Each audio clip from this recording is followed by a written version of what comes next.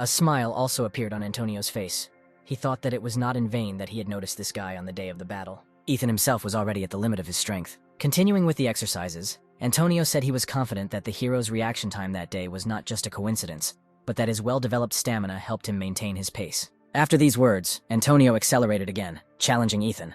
The hero could not believe that his opponent seriously decided to do this. Many thought that competing with a newcomer at such a speed was too cruel even for Antonio. But when they saw that Ethan was doing everything on par with the leader, they were very surprised. The second group began to support our hero, shouting that there was only a little time left and he would succeed. As he completed his final set, Antonio complimented Ethan on his excellent work. The next moment, joyful screams were heard in the hall. Having completed all the exercises, Ethan wanted to lie down and not get up. This pace was not usual for him. Congratulations poured in from the outside on the successful completion. He sank to the floor, thinking that since he was praised, then everything turned out not so bad. Standing next to him, Antonio extended his hand to Ethan, saying that he had been accepted into the training unit. Grabbing the offered hand, the hero thanked the guy and said that this was enough for him. Picking him up from the floor, Antonio said that Ethan could come here to train starting tomorrow. Trying to pull his hand away, the hero repeated again that what he received today was more than enough. Approaching him closely, Antonio said that training together was much more effective, and besides, he had been waiting for a suitable opponent for a long time. Ethan replied that if he had completed just one more approach,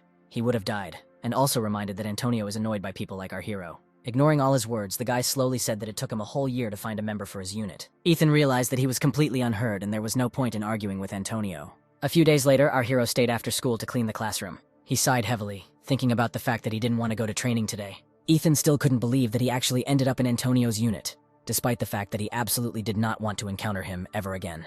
Because of this, everyone's attention was now focused on our hero, which he did not like very much. Every day, everyone began to tease him about his chosen unit. Some were jealous and tried to find out how he got to Antonio. Ethan tried several times to get out of training, but it turned out to be useless, because in such cases, Antonio did not leave our hero alone for a minute. For a moment, he considered breaking his arm, but he quickly dismissed this idea, realizing that even so, Antonio would not leave him alone. Lost in thought, Ethan did not notice that there had been someone else in the class all this time. When the hero finally paid attention to the stranger, she asked him if he was studying here. Ethan nodded and asked what was wrong. The next moment, she took out her student card with a title, saying that if she was not mistaken, then in this school it is customary to greet her this way. Ethan was surprised when he learned that this girl already had the rank of corporal. Alicia asked what the title of our hero was, but he hesitated to answer. Noticing this, she demanded his name and rank in a commanding voice. Ethan immediately reported that he had been awarded the rank of Rookie of the 3rd Detachment of the 10th Platoon. Only then did he realize that he had answered her without thinking, because they had been forced to memorize it many times. Looking at Ethan, Alicia was surprised that he was just a newbie. After she extended her hand, saying that she was glad to meet him, the hero returned her handshake and asked what she was doing here. Alicia replied that starting tomorrow she would join the ranks of the 10th Platoon. After receiving her answer, Ethan smiled, saying that he hoped they would get along in the future, and then headed out. He said he still had work to do, so he had to go. Before Ethan could open the classroom door, Alicia grabbed his backpack and pulled him back. Then she pushed him against the wall. Ethan watched in surprise as the girl approached him and blocked his escape route. The hero said that he really needed to go. Looking into his eyes, Alicia said that first he should show her the school. Ethan had no idea what to do in such a situation, especially since Antonio could come here at any moment, and then he would not be able to escape. The hero made another attempt, saying that he was in a hurry, and she should look for someone else. But the girl stood her ground, answering that Ethan suited her perfectly. He realized that today was an extremely unlucky day, and he would not be able to get away from either Alicia or Antonio. Approaching Ethan a little more, the girl said that he should show her the school immediately. Sighing, the hero asked where she wanted. Alicia asked him to take her to Sergeant Antonio. The hero could not help but be pleased by such a successful coincidence of circumstances. He hoped that since he was busy because of Alicia, Ethan might be allowed to go home. He replied that he was just heading to Antonio. At the same moment, the object of their discussion appeared outside the door, clearly in a bad mood.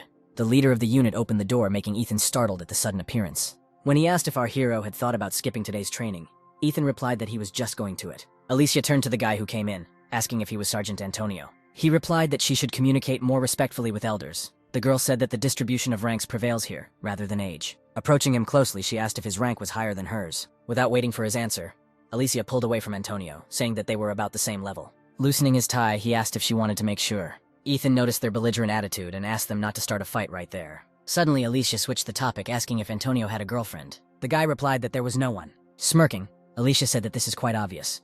She is also very annoyed by such types as Antonio.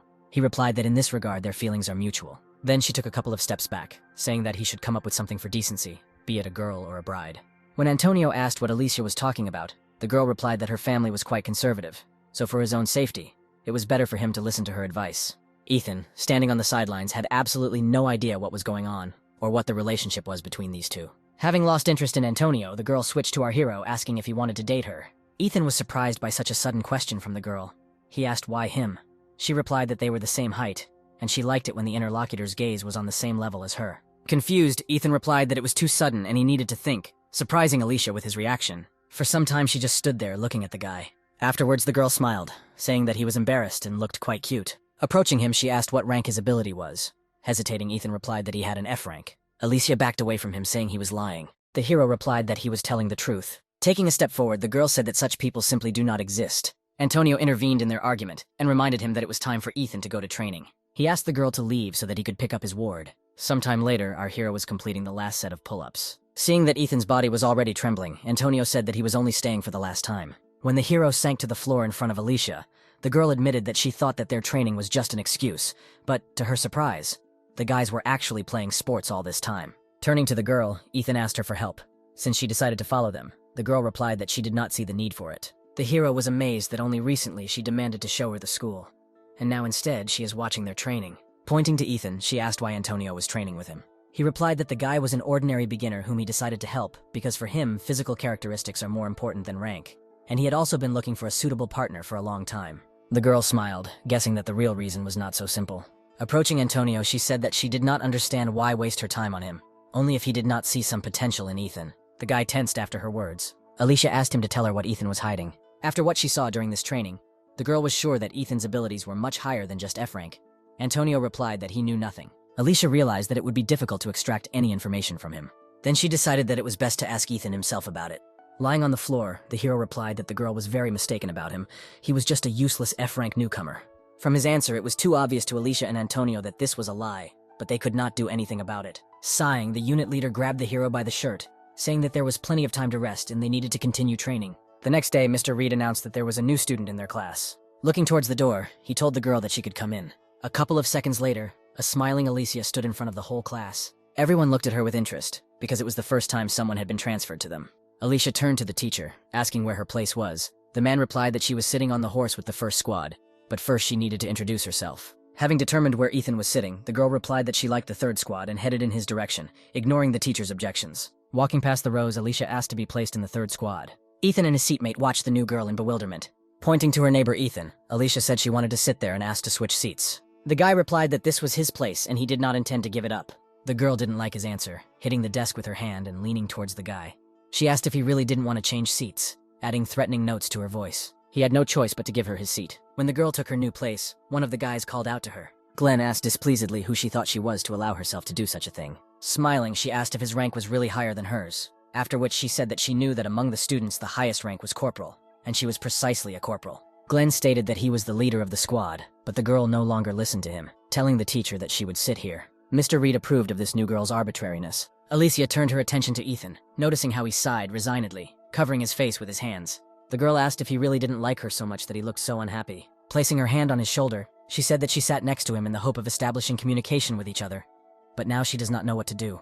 Ethan replied that he would like to be friends with her and it's not that he doesn't like her. He was not allowed to finish speaking by the teacher, who asked Alicia to introduce herself to the class and tell about herself. The girl inhaled, saying that she had already sat down.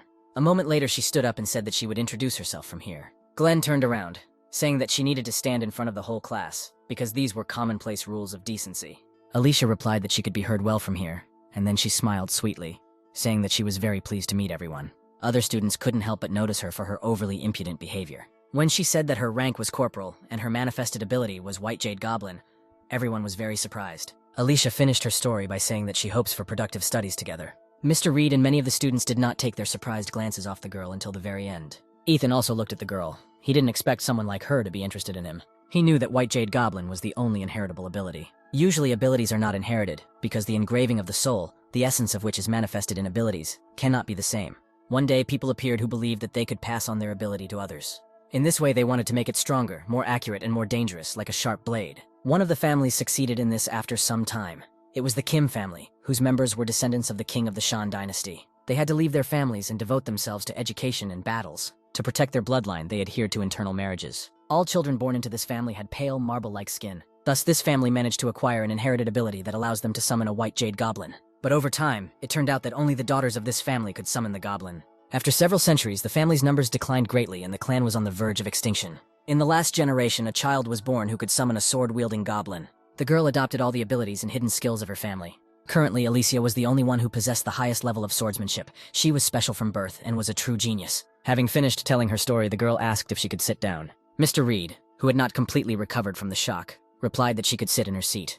After which he announced that from today, Alicia is the deputy leader of the 3rd Detachment. Dissatisfied, Glenn jumped up from his seat, asking how some new girl could immediately become his deputy. Slapping the teacher's desk, the teacher said that objections would not be accepted.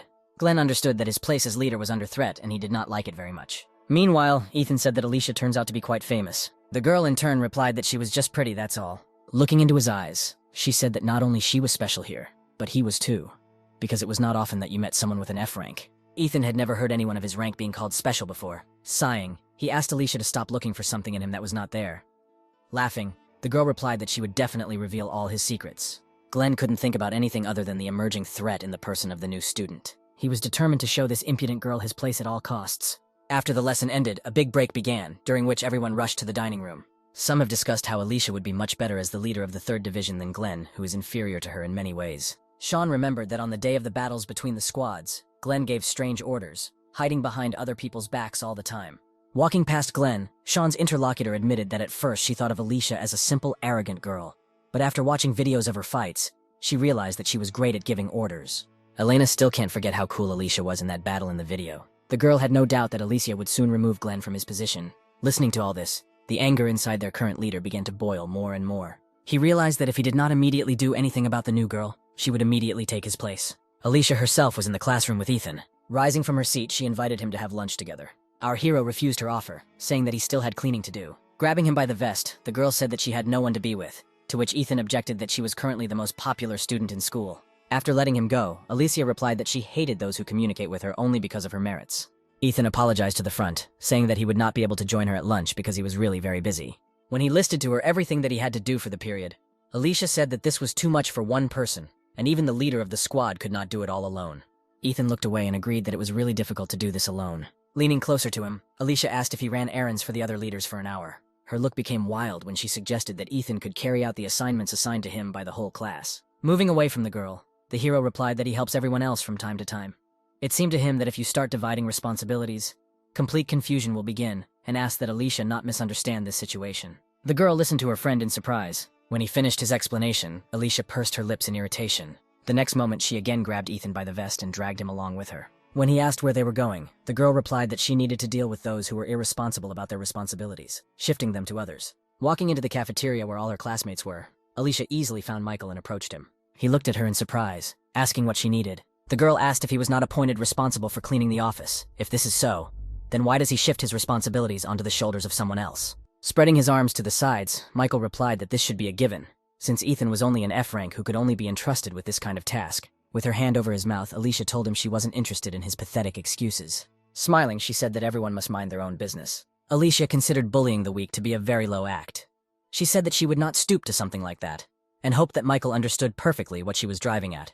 After her words, the guy turned very pale. When the girl removed her hand, he apologized, saying that he would not behave like that again. Pointing to Ethan, Alicia said that Michael should apologize to him, not her. Having received the apology due to our hero, they then went to the teacher. Alicia told him about the current situation. The man said that he was not aware of what was happening with Ethan, and appointed the girl responsible for the distribution of responsibilities. The girl was happy with the powers given to her and thanked Mr. Reed. Ethan himself did not share her joy, because she literally turned his entire habitual way of life upside down. Meeting Sean in the hallway talking to Nicholas, Alicia said that she was now dividing up the duties and handed one of them a mop, putting him in charge of the floors and the other in charge of cleaning the boards. The guys looked at the girl in bewilderment, asking why they should do frills. When Sean said that F rank should handle this, Alicia silenced him by hitting both of them in the throat with a mop. She said that shifting responsibilities to one person does not add honor to them. At that moment, a disgruntled Glenn called out to her. Alicia turned her attention to him, asking if he wanted to help with cleaning. The guy ignored her question, saying that she should call him leader. The girl nodded, then asked what he needed. He asked in bewilderment whether a leader really needs to approach his subordinate only on business. The girl didn't answer anything, silently looking at Glenn. Then she shrugged, saying that it would be better if she became the leader of the squad instead of him. The guy was infuriated by her words. Turning around, she said that since the leader of the squad did not need anything, she would go. Glenn stopped her, telling her to come to the school roof after school because they needed to discuss something about the squad. Ethan heard Alicia being called to the roof. To hear her answer, he got up from his seat and sat by the door so as not to be noticed. When the lessons were over, the girl went to the roof. Our hero followed her. keeping his distance so as not to be noticed. Rising to the very top, the girl opened the door and walked out through it without the slightest hesitation. Ethan was in no hurry to climb higher, expecting that Alicia might change her mind and come back.